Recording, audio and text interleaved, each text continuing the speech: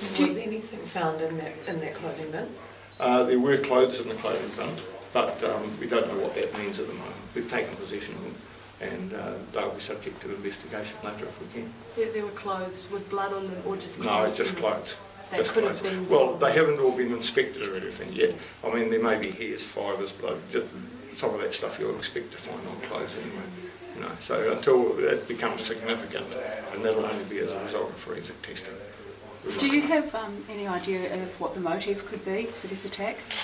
Yes, we do, but we're not going into that at this stage because it may have a lead to the offender, perhaps.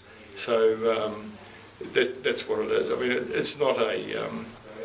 it's not what should we say? Well, perhaps I won't say anything. That's probably the best way to go into it. Did she have a partner? She did. She Yes, had a boyfriend. his movements have all been accounted for. Okay. Yeah. So how many officers are working on this investigation now?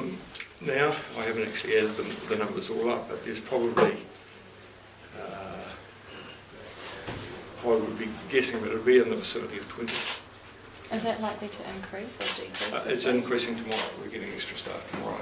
Obviously, with the work connection, there's a large number of staff on the shift, and we'll want to speak to some of those people, and there's other people that we will want to speak to as well. And we're still dealing with witnesses or potential witnesses. Yeah. Do you know about how many witnesses you've spoken to at this stage? How many we've spoken to? I can't tell you off the top of my head, but I would guess it'd be around 25, 30. Yeah. I mean, some of them are family members and others are other people. Yeah. Can you talk about the weapon? You know, I know that you've said that you've found a weapon.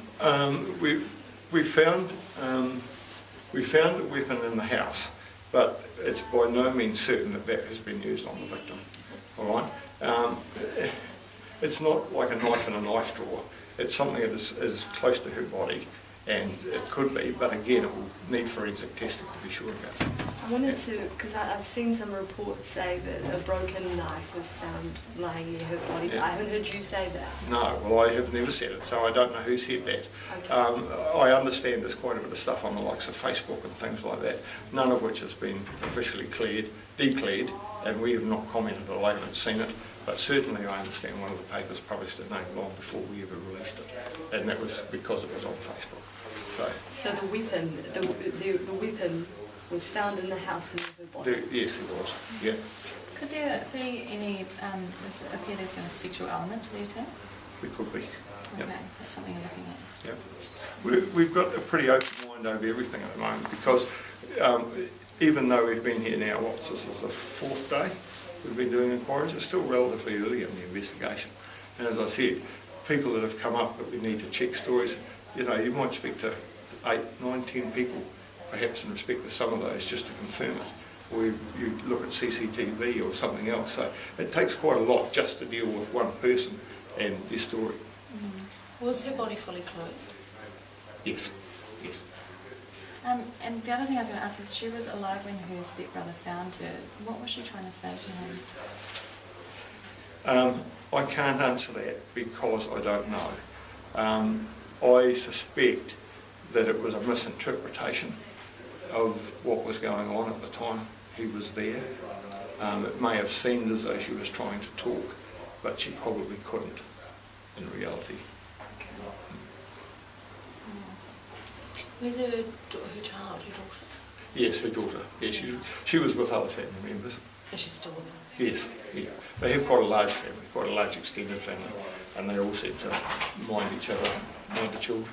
We still have a large number of people that we want to speak to. Yeah. It's just as equally likely that the person is not among those that we've spoken to.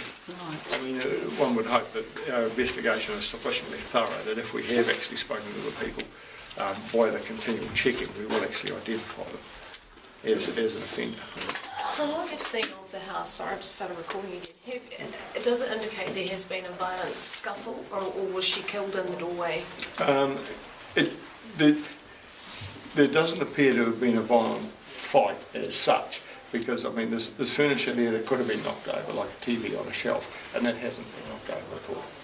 So I mean there's not as though there's been a rumble right through the house to get to where she was. Does it look like she fought back though? I probably can't determine that at the moment. It doesn't appear that she has defensive wounds on her hands. So, you know, perhaps in a situation like this, you would expect there to be some marks on the hands where they have fought, but there's nothing. I can't guarantee that they haven't checked her body again today to make sure there's no bruising become apparent, but certainly yesterday you would have expected it to be there, and there was nothing that suggests that she had a real fight with somebody. John, when you say there could be potentially a sexual element to this, can you elaborate in any way on that? I mean, can you say what the post-mortem found or how she was found that indicated that? Yes, I can, but I don't want to go into that at this stage. But there is a possibility of a sexual motive for the attack. Yeah. Okay, and then my final question is, you mentioned earlier to Susan about the motive and how that will lead you to the answer. Yeah. What does that mean?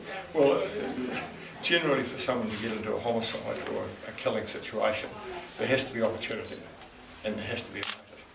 I mean, unless there are mental health issues or a recklessness or something like that that causes somebody to die, generally someone has to have a motive for killing someone. It's still a serious step. You know, it's probably the most violent crime in New Zealand. Well, it is the most violent crime in New Zealand. So, you know, for somebody to actually take someone else's life, unless they're totally reckless, they've either had to think about it or they thought, well, it could happen. And that motive, sorry I keep coming back to this, I'm Yeah. just trying to understand it. You know, Well, it is difficult to understand because sometimes people have opportunity but you can't find a motive for it and you think, well, there's a piece missing to the puzzle, and that's part of the inquiry process. You try and establish whether there is a motive, because people can have an opportunity and they might not be involved. That's why there is no motive. So, but the person that is involved in it has definitely got a motive, whatever it is. and you know who that is. No, we don't. We can assume that it's likely to be sexual. That's part of it. It could be. There's no suggestion it's gang warfare or anything like that at all. It's an individual woman alone in a house who is attacked and killed. The opportunity for sex is there, and that must be one of the motives that are considered. Has she been raped? Not as far as we know. And I mean, again, forensics may help us with that, but at this stage, there's no suggestion she's been raped. And it was definitely a planned attack. Sorry? A planned attack. Well, I don't. Well, when you say a planned attack, has it been planned a minute before or an hour before? And I really can't say that.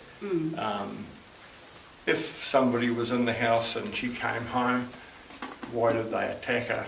I mean, you know, in actual fact, if it's dark, you're only going to push someone over and go past them. You don't have to kill them. So from that point of view, it's quite likely that there was some planning to actually do it. Now, whether it was somebody waiting in the house or whether they were disturbed or somebody knocked on the door and she was there, I don't know. And the attacker did intend to kill her. Sorry? The attacker did intend to kill her. From the nature of the injuries, it would seem that that's correct. Yeah. what else are you searching for at the scene? Anything that might link us to the offender. I mean, we've doing a lot of fingerprints in there, a lot of swabbing for DNA in there. Again, you're still faced with at least 7 adults and a child in the house.